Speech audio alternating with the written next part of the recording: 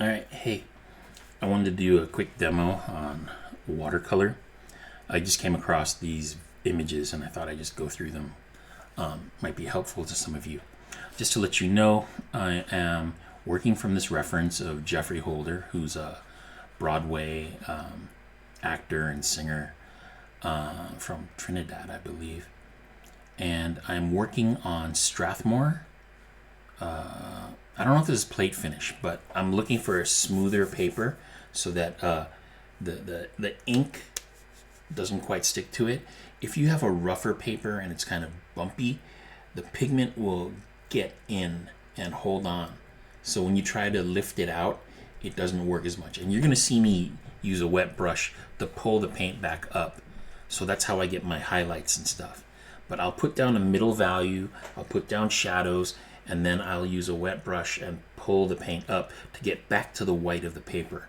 And that's how I paint most of the time. I mean, it's what I do also with a lot of drawings from life that I've been doing recently. Like these are marker, like a graffiti marker that I use with rubbing alcohol to pull back up using a soft brush like this cheapo thing. I love that brush, by the way.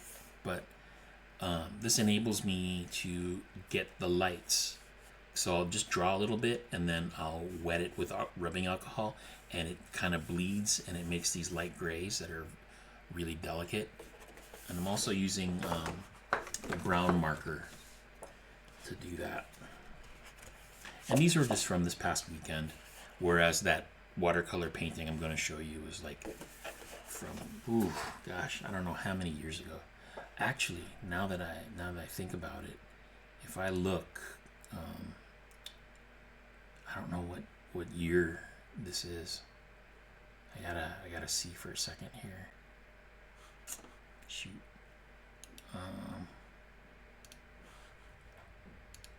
Anyway, just talking about some of these.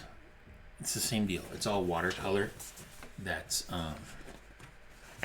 okay. So this painting that I'm going to show you, marker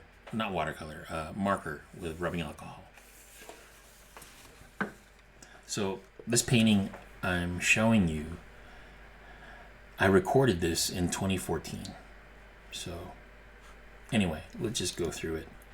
So I have a very light pencil drawing on here that you may or may not be able to see. But this is a smoother Strathmore paper that is spray mounted to Gator foam, which is like foam core, but it won't bend when it gets wet.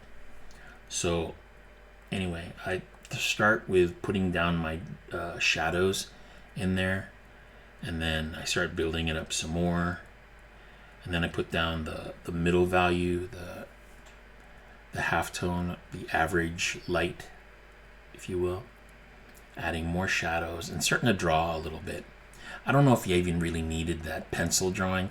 It's so hard to see anyway after I cover up with the paint, so it may not have made a difference. So adding more shadow area. And it gets messy. And if you start looking at his nose, that's where I'm starting to pick stuff up with a wet brush. See this other brush I've switched to, it's sharper.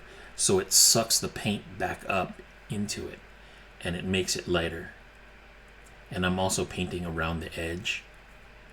So the highlights he's lit from the front, so all the highlights are going to be in the front, and the value falls off as the forms turn away from the light. But this is how I like to work. This is my favorite method. It just feels more alive. I mean, it doesn't feel so digital and robotic, you know? And you can kind of fake this with software. I had some software I requested. I don't know if it's on the machines in the labs yet, but it'll simulate this watercolor effect. But I don't know. I don't know if anybody knows how to use them yet.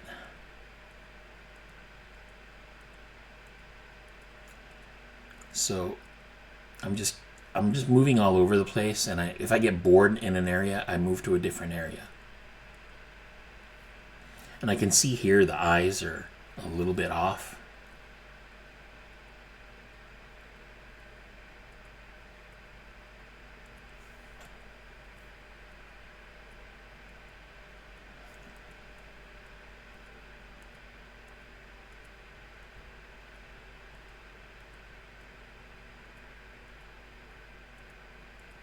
And his bridge of his nose, the drawing is a little bit off there.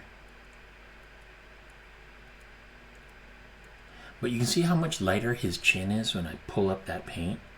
And the ridges in his upper lip, I'm getting those details just by pulling the paint back up into the brush and then wiping it with a paper towel.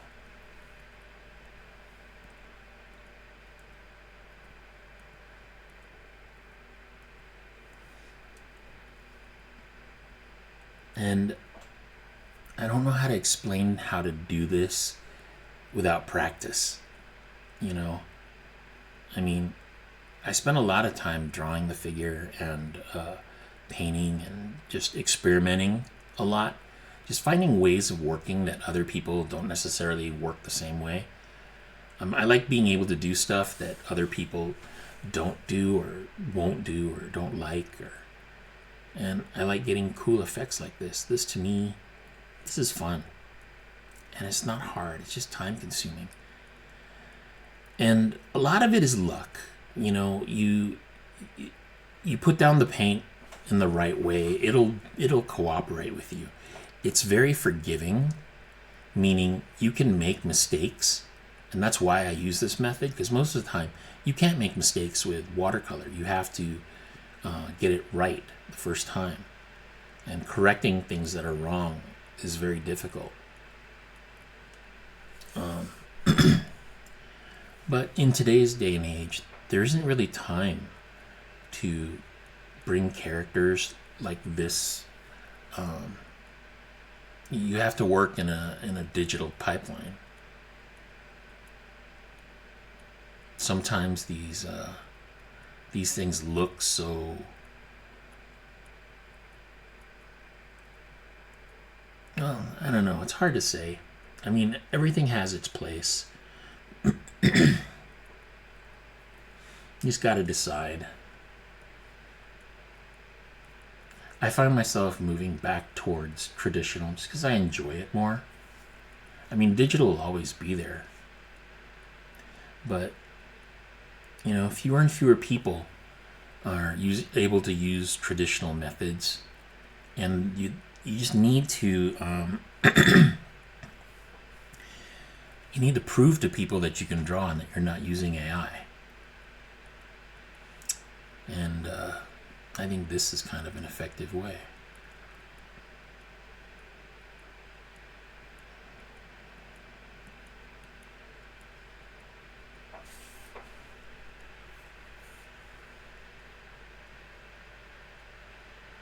And that's the end of it.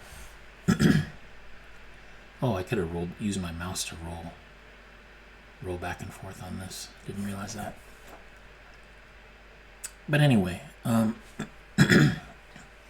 hope this is helpful to you guys. And buying these materials might be challenging. I don't know how close you can get to it with what you get. You could buy a smooth illustration surface, and you can get kind of close, I think. I haven't tried this on there, but it is an option. And with really small paper, if it's thin enough, you can put it through your printer, your copy machine, or whatever, and print your drawings on there. So that's another time saver that you can do. But anyway, I just wanted to do a little bit more detailed explanation and demo of how I work using watercolor. Oh, by the way, this is not pure watercolor. The colors are watercolor, but I'm using a little bit of white gouache, and white gouache is what helps reactivate the pigment to come back off into your brush. Gouache is really known for doing that. but I like the transparency of watercolor, so that's how I combine it. I bought some acrylic gouache that I have not played with yet. I want to see how that works. There's a lot of new materials that I haven't tried or used.